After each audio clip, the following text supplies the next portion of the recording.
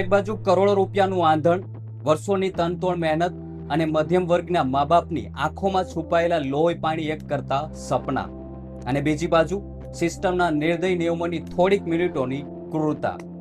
આજે social media પર દરેક પ્લેટફોર્મ પર મધ્યપ્રદેશના વિદિશાથી સામે આવેલી કેટલીક તસવીરો અને વિડીયોઝ વાયરલ થઈ રહ્યા છે. આ એવા વિડીયો છે જેણે દેશના દરેક સંવેદનશીલ નાગરિકના કાળજાને હચમચાવી દીધા છે. વિદિશાના ગર્લ્સ કોલેજ પરીક્ષા કેન્દ્રની બહાર એક લાચાર પિતા અને તેની જુવાન જોત દીકરી દીકરાઓ આંસુ માત્ર પરીક્ષા છૂટી જવાના આક્રોશ નથી બતાવી રહ્યા, પરંતુ આ દેશની વર્તમાન શિક્ષણ વ્યવસ્થા, વહીવટી તંત્રની સંવેદનશીલતા અને વિદ્યાર્થીઓની માનસિક સ્થિતિ વચ્ચે ચાલી રહેલી ભયાનક ખેંચતાણને ઉજાગર કરે છે.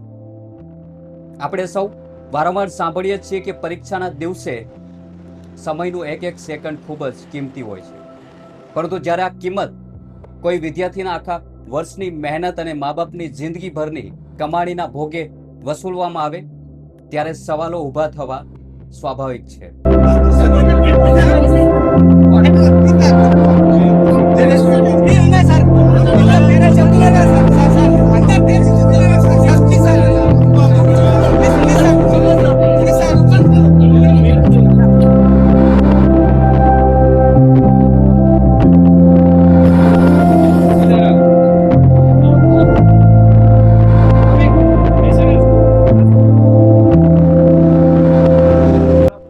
નમસ્કાર મિત્રો, હું છું દિનેશ ઝાલા.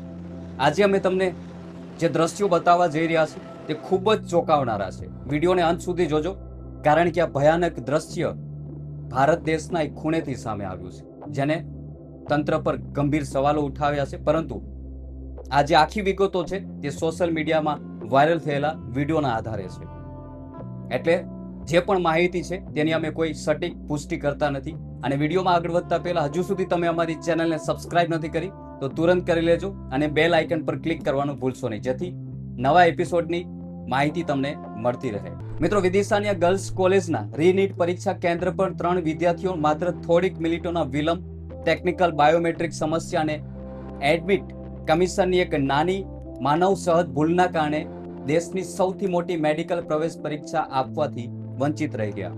જ્યારે એક દીકરી પરીક્ષા કેન્દ્રમાં લોખંડી ગેટ સાથે પોતાના પિતાને માથું પછાડતા જોવે છે, જેણે પોતાની દીકરીને ડોક્ટર બનાવવા માટે સપના જોયા હતા અને તેના માટે પોતાની જમીન જાહેરાત પણ વેચી દીધી હતી.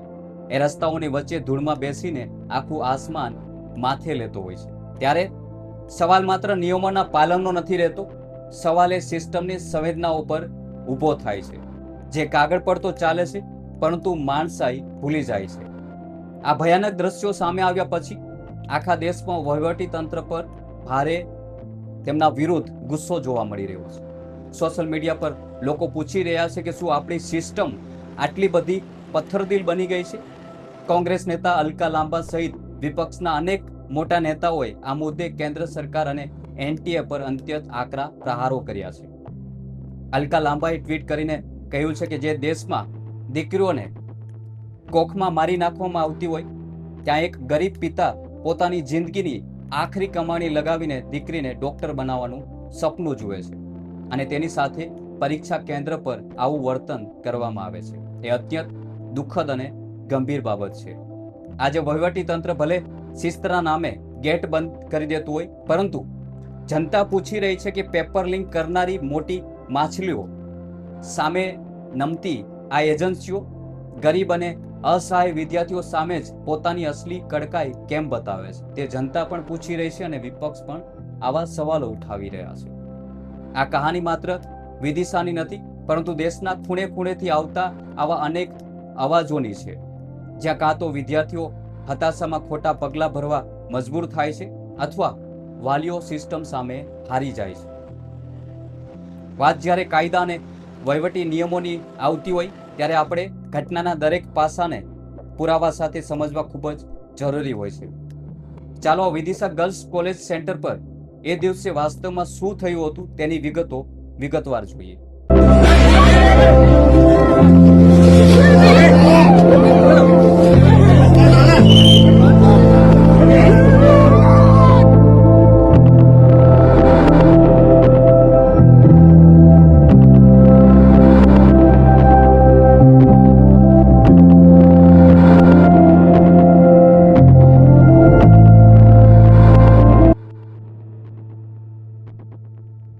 મીડિયા રિપોર્ટ અને ઘટના સ્થળના વિડીયો જે સામે આવ્યા છે તેના અનુસાર સ્નેહા ડુબે અને રાગિણી વિશ્વકર્મા નામની બે વિદ્યાર્થીનીઓ પરીક્ષા કેન્દ્ર પર પહોંચી હતી.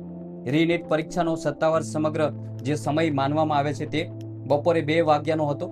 એનટીઆના નિયમ મુજબ સેન્ટરની અંદર રિપોર્ટિંગ કરવાનો છેલ્લો સમય બપોરે 1:30 વાગ્યાનો નક્કી કરાયો હતો.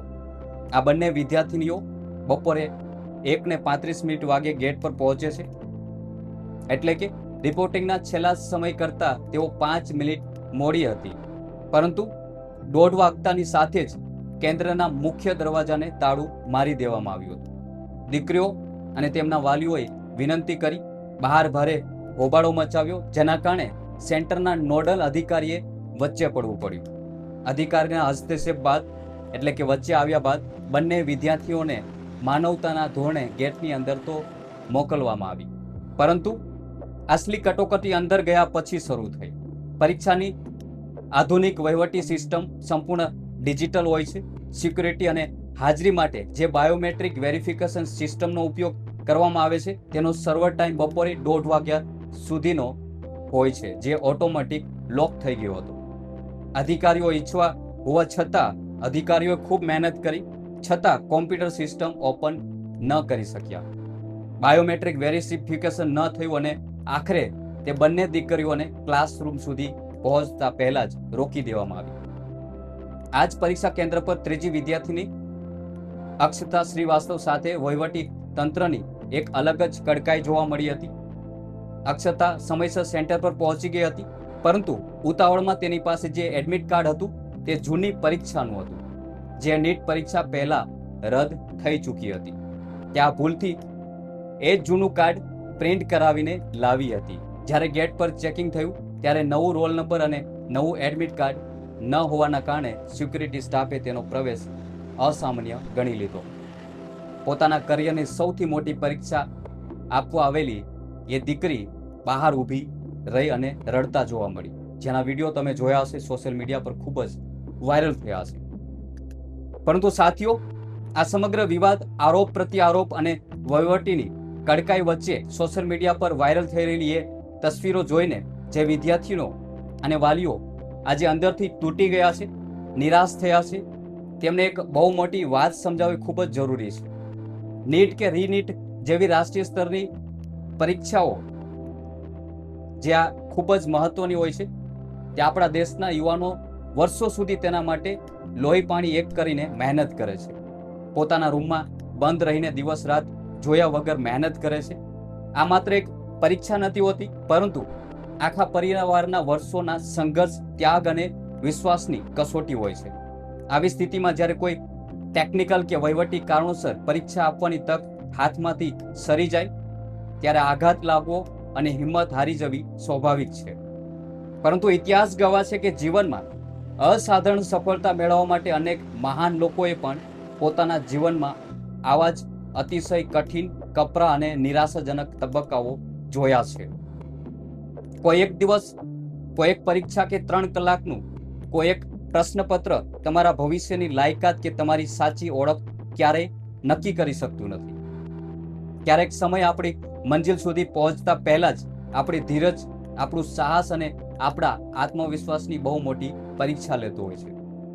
આ હૃદયદ્રાવક ઘટના પર તમારું શું કહેવું છે? કમેન્ટ બોક્સમાં તમારા વિચારો જરૂર જણાવજો અને આ વિડીયોને વધુમાં વધુ શેર કરજો અને દરેક વિદ્યાર્થી સુધી પહોંચાડજો, જેથી તેમને એક આ સાચી માહિતી તેમના સુધી પહોંચી શકે. અને વિડીયોને લાઈક કરજો, શેર કરજો અને સબસ્ક્રાઇબ ન કરી હોય ચેનલ તે તો તુરંત કરી લેજો અને બેલ આઇકન પર ક્લિક કરવાનું ભૂલશો નહીં, જેથી નવા એપિસોડની નોટિફિકેશન તમને મળતી રહે. જય હિન્દ.